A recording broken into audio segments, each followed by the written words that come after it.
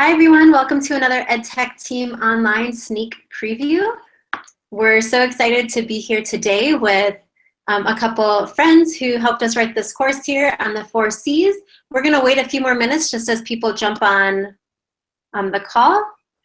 Okay, we have a few people jumping on, but as we get started, just to give you a quick introduction, my name is Dominique Dines.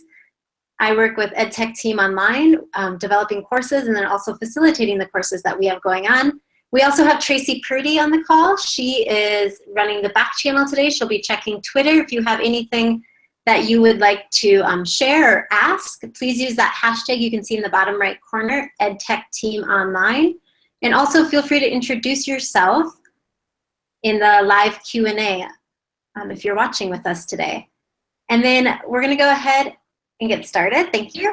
We're going to be talking about the 4 C's today. We have the course author with us, Kate Petty is here. And Kate, would you mind giving us a quick introduction of maybe your background and just who you are? Yeah, so I'm actually one of 2 course authors. Sergio's with us as well, and I'll hand it over to him afterwards. My name is Kate Petty, and I work with EdTechTeam as the Director of Certification Programs here, and kind of the liaison between Google and teachers when it comes to certification and how to get those specifically. What my background is a high school English teacher turned technology coordinator for my school district, and then I came over to EdTechTeam. So the 4 C's, this particular course that we're talking about today, has kind of always been a passion of mine, so it was just a lot of fun to plan, and I had an amazing co-author who we worked so well get together as a team for that one. We're teaming up for a few more this year too. Sergio, did you want to introduce yourself? Hey everyone, my name is Sergio Villegas. I am coming at you live from Austin, Texas. And my background was a high school secondary teacher. I've also worked in blended learning with ELLs out in California. And then I moved on to a teacher coach in the County Office of Education in California. And I currently work with EdTechTeam, supporting kind of all district-wide professional development. So when districts want to do something big and exciting for more than just a group of teachers, I usually work with them to kind of put that together. I'm also the proud father of a newborn baby, which is why I have the camera turned off, because mine asleep does not make for the best camera-ready face. So I'm going to keep my profile pic up so you don't see the real thing. Yeah, totally understand. Thanks for joining us, Sergio. And Kate, we're so excited to hear more about this course. So as we're listening today, or as you're listening live, we do always give away a free course during our sneak previews. So please take a minute and go ahead and fill out that form.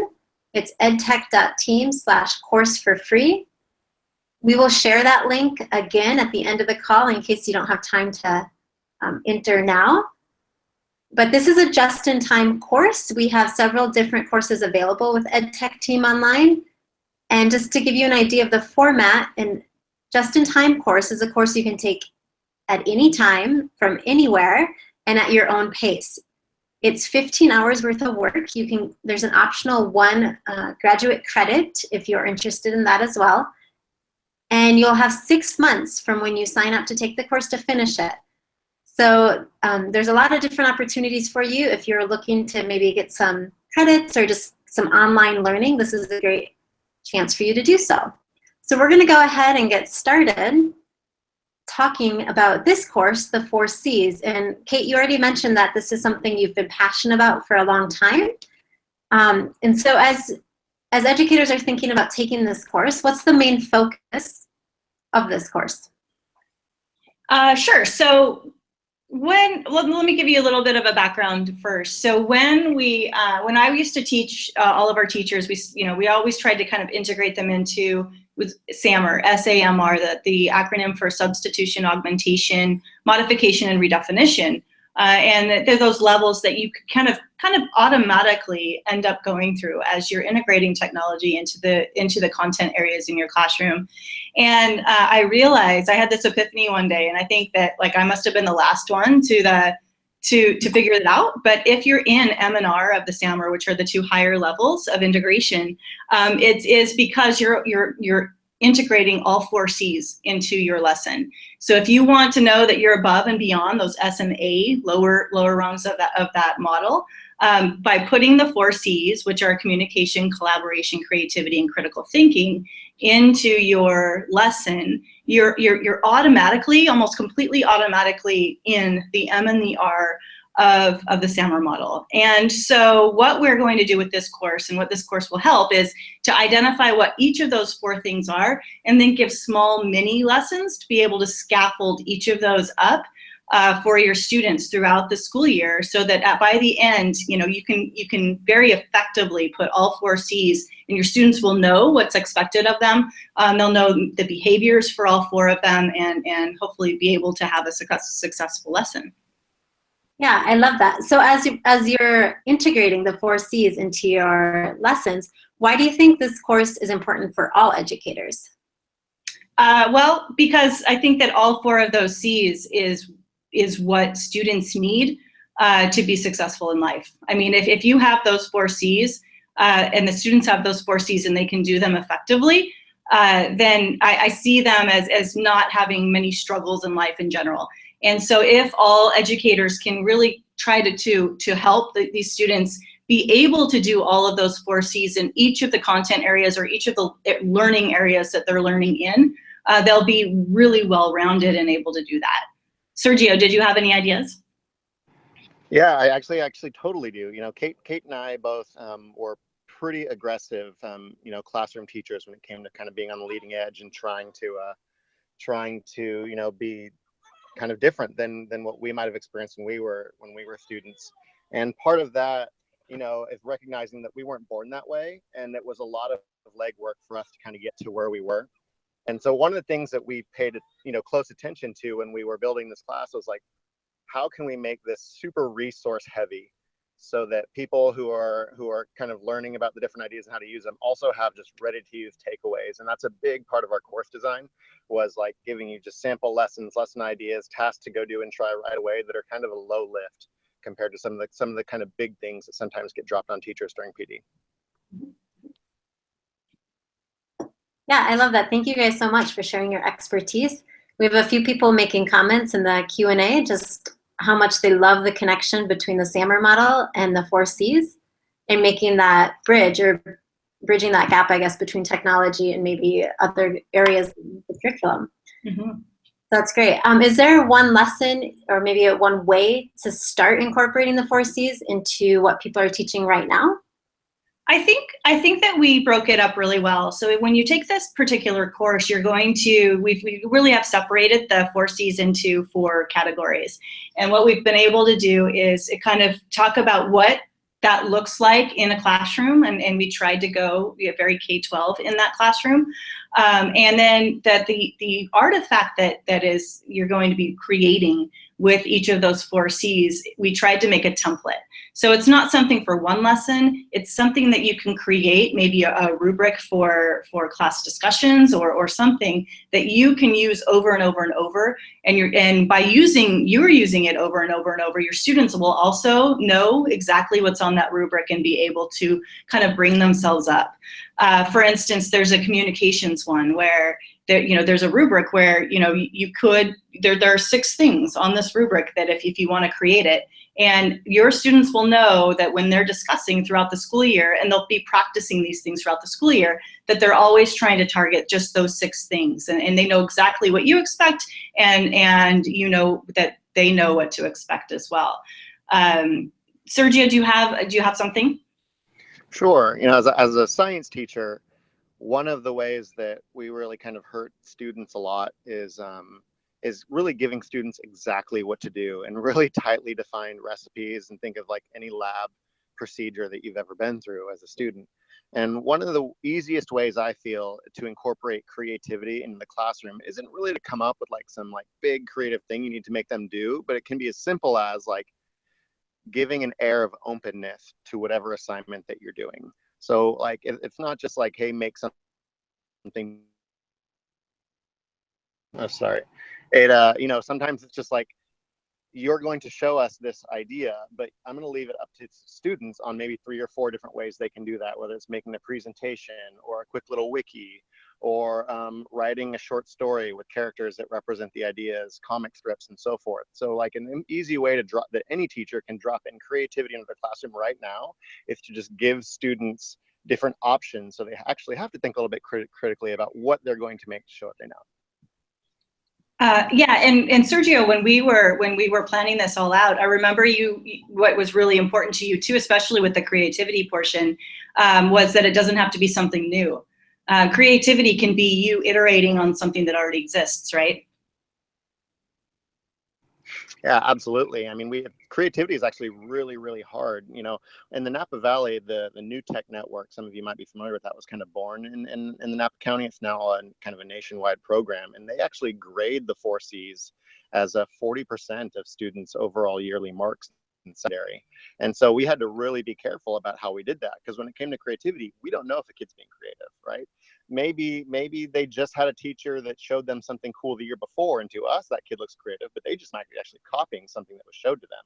Or maybe they get to do some enrichment thing. So an easy way to kind of like, you know, instead of trying to force creativity and let it be natural, is to, like, you know, give students, you know, a little bit of openness in what we want them to do.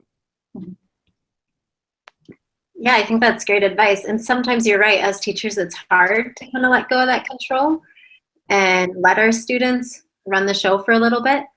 But so much learning and authentic learning really happens when we can do that. And this course, I love what you guys have put together, because it's so practical for teachers as they go through this. Just as Kate was saying, with maybe like the rubric or the different tools that you've shared with teachers of things they can reuse time and time again, but just to really enhance the instruction. What I loved about creating this course too, I had so much fun doing all the research. So many people have so many ideas. And what we tried to do too is have all these very, very small but scaffolded activities to reach each of those 4 Cs. And there may be 10 or 15-minute activities that isn't, you know, it's not a whole hour you have to plan for. It's just 10 or 15 minutes, and it's not quite as intimidating, I think, for teachers. You know, to try something at the beginning of a class, you know, but be able to do what you know at the end of the class, and just try these little things out, get your toes wet a little bit. So I love that about it too. Yeah, for sure. And looking at the course specifically, are there any new tools you can tell us that you're going to be talking about in the course? Yeah, so Sergio and I discussed this quite a bit, and I mean, we could have used tools for, you know, introduced all sorts of new tools for each of those 4 Cs. And what we thought what we really liked and what we decided to do was to spend the whole first unit of the course with just 5 tools. So we tried to, you know, teach the 5 tools, and I think we used docs, slides, drawings, Kanbanchi, and Padlet. So if you don't know those 5, you'll be exposed to them. But then we use those 5 tools throughout the rest of those 4 Cs. So you'll see many activities, but with only those 5 tools involved, so that you don't have to learn so many tools to be able to do any of these things. Well, we started talking in that very same way, like, hey, what are we going to highlight during this section? What are we going to highlight during this section? And but in practice, what it really comes down to is we don't want teachers to have to learn 20 different tools over the course of the lessons. We want them to learn one tool and use it 20 different ways. So what we tried to give them is very common things that people know, and try to kind of expand awareness and help generate new ideas, because that's ultimately the skill that's going to really help anyone become kind of a 4 Cs master teacher. Exactly. Yeah, for sure. And just like with all of our online courses, every course does have an interactive piece. You take it at your own pace. So you might be taking it at a different time than someone else is taking it, or with lots of people at the same time, but everyone works at their own pace, which is great. And so to keep it interactive, we do use this hashtag on Twitter, EdTechTeamOnline. And if you go there and check the feed, you can see people talking about all of the different courses that they're currently taking and the different things they're learning. So it's a nice way to just stay on top of what's happening with EdTechTeam Online. And we also have an EdTechTeam Online Google Plus community. And so this is where you'll be sharing some of the things that you're working on, maybe some of the ways that you're incorporating the 4 Cs into your instruction or into your school, and also just seeing how other people are doing the same. So we're going to move on to a time of questions. I'm going to see if anybody has any questions in the live feed. Okay, we had one question for you, Kate. You mentioned 5 different tech tools. Cheryl's asking, what was the 4th tool? Actually, I'm going to let Sergio, because that was one that Sergio used a lot. And am I saying it right, Sergio? It's Kanbanchi, right? Kanbanchi, yeah. It's a, if you're familiar with Trello, that might be a quick connect for you. Kanbanchi is a project kind of management tool for students to work on kind of collaborative projects together, where different people on the team might have different tasks, and while everyone is working together on a whole. It's a way for everybody, including the instructor, to see where everybody is at on their different places, all in one page.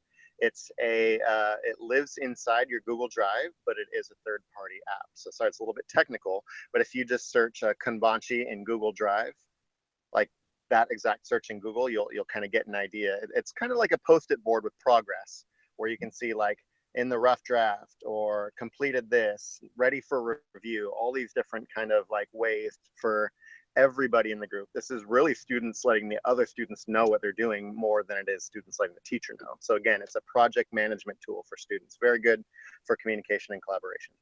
And it's spelled Kanbanchi,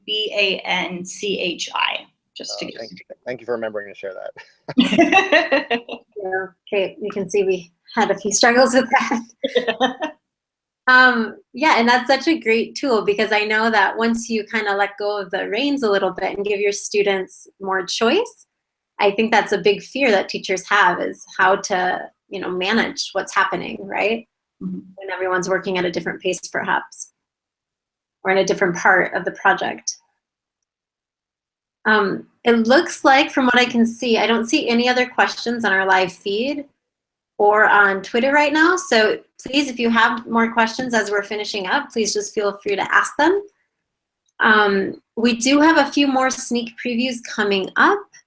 If you're interested in learning about other courses that are coming out, next week, we'll be talking about a paperless classroom on April 26th. That's 8 a.m. Pacific time. We also, with the new Geo, or the new Earth that was just launched this week, for Earth Week, we do have 2 new Geo courses that we are launching on May 9th. And so we're going to be having a live sneak preview there, talking with Google's John Bailey just about the new Google Earth tools. And so that's super exciting. If you're interested in learning more about how to integrate those into your classroom or instruction, please join us for those sneak previews.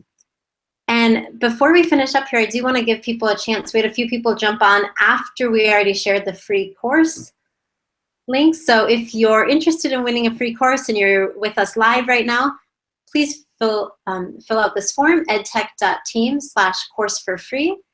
We will be choosing a winner in the next couple hours. And so we'll be sending out the winner in our follow-up email to everybody who RSVP today for the sneak preview. Let's take a minute to do that. And for anybody who's ready to go ahead and take this course, it is live now. So feel free to go to edtechteam.online, and you can use the promo code sneak preview to get 10% off the course. So we're so thankful for Kate and Sergio for joining us on this call and telling us more. Thank you for everyone who joined us live today. This recording will be available if you want to share it with anybody else or watch it later. But with that, unless there's anything else you want to add, Kate and Sergio, I think we're ready to wrap this up. Thank you for taking your time with us. Yeah, of course. My pleasure. Right on, everybody. Seeing you online. Yes. Yeah, thank you everyone for joining us. We'll see you soon. Stay tuned for what's happening with EdTech Team Online.